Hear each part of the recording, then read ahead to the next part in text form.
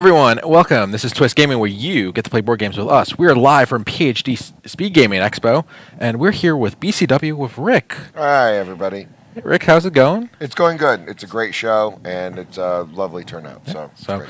I know BCW has some cool accessories. You came on last year, showed off some cool stuff, taught us some stuff, told us a little bit about the color of the year and all that stuff. So what do we got this year? Okay, so this year BCW is kind of really focused on our gaming line as far as diversifying a little bit, which I'll touch on lastly, and then kind of cleaning up our look and giving it more of a cleaner line to the look. So the first thing that we did is we redesigned our Elite 2 sleeves. Now, these are the sleeves that I brought on last year, except this is the new version. Okay. One of the major things that happened, the original Elite sleeves have been out for about 2 years. Okay.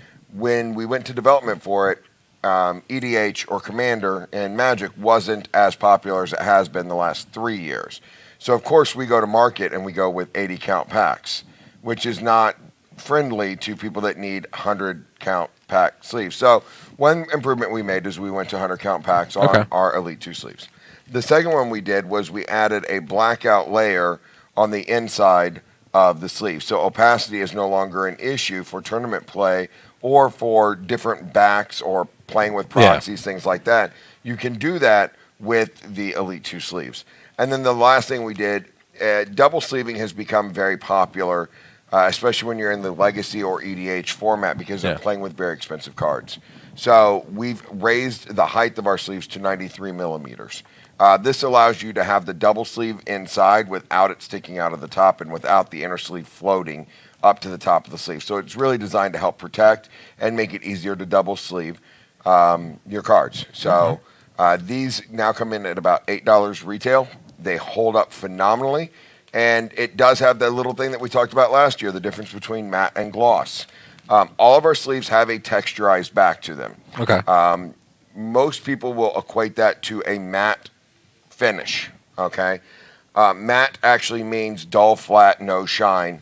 Also, some companies are using the word anti-glare. Yeah.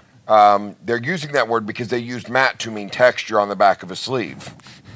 It doesn't work that way, but God bless them. All right, so it's a simpler way to say it. It's matte.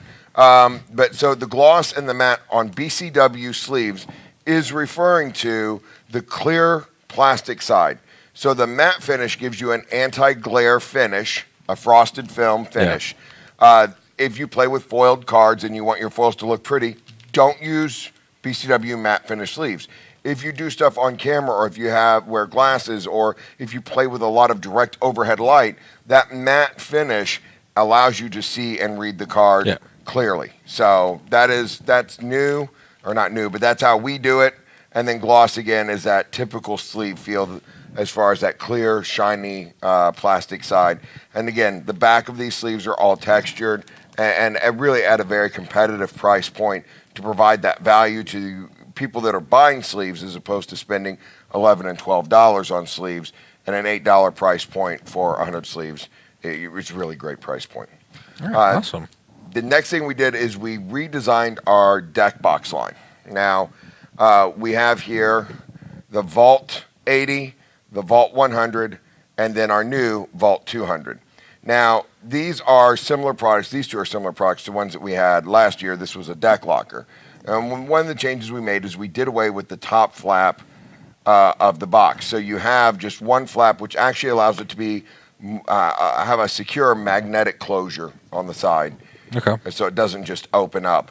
You have more magnets holding it down. We also added this off-color stitching to all of our LX material, so it's more of an accent now. Yeah. Before it matched, and then we also resized our logo from being 2/3 the front of the box down to a 1-inch logo on the box.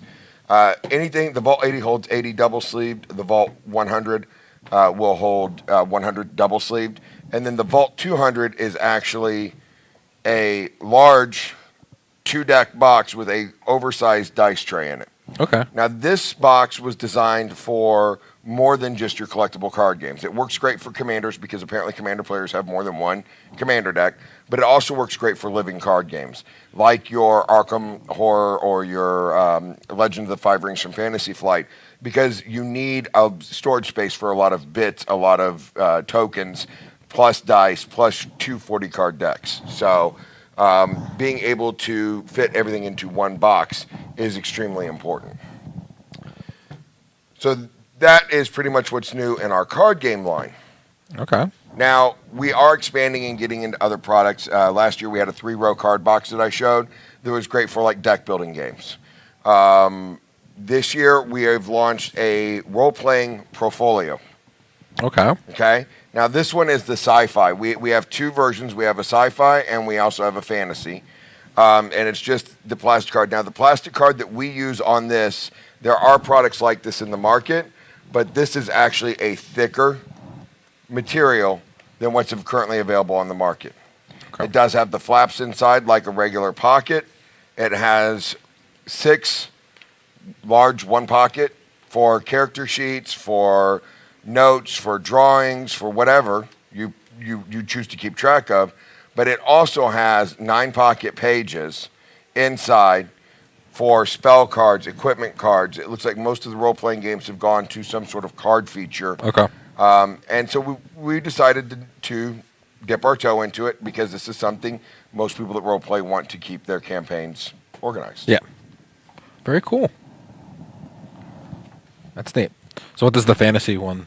The fantasy one has 2 dragons in a circle on the front of it, and then Okay. it just has different fantasy-esque genres on the back. The art for the fantasy one was actually done by a Magic the Gathering artist, Steve Argyle, who is most known for doing a card in Magic the Gathering called Liliana the Veil or Monastery Swiftspear. Okay. And then this one, our graphic artist, our in-house graphic artist, took many different concepts, but trying to keep it very general. We didn't want something that was so specific that it was only for specific games, because like the fantasy genre, I haven't seen many, if any, folios like this out there for it. Yeah. And you have Starfinder, you have the old Shadowrun, you have Rifts. There are a lot of science fiction based games, Yeah. and you could get something that was branded for a fantasy game. Yeah. All right. Anything else with BCW coming out, or? Just stay tuned because we're always trying to push the envelope. I mean, we're always looking for feedback for people that try our product. We're always looking for some sort of ways that we can help benefit the different gaming communities. So feel free to reach out to us through our website. Send comments to you guys, and you guys can pass it along to us. If you guys have anything out there that you'd like to see, we're always willing to listen and try and provide what people need. All right. Awesome. Thank you so much, Rick, for coming on. No, thank you guys for having me. Thanks for everyone watching. We're going to take a quick break, and we'll be back with more coverage from PhD Speed Gaming event.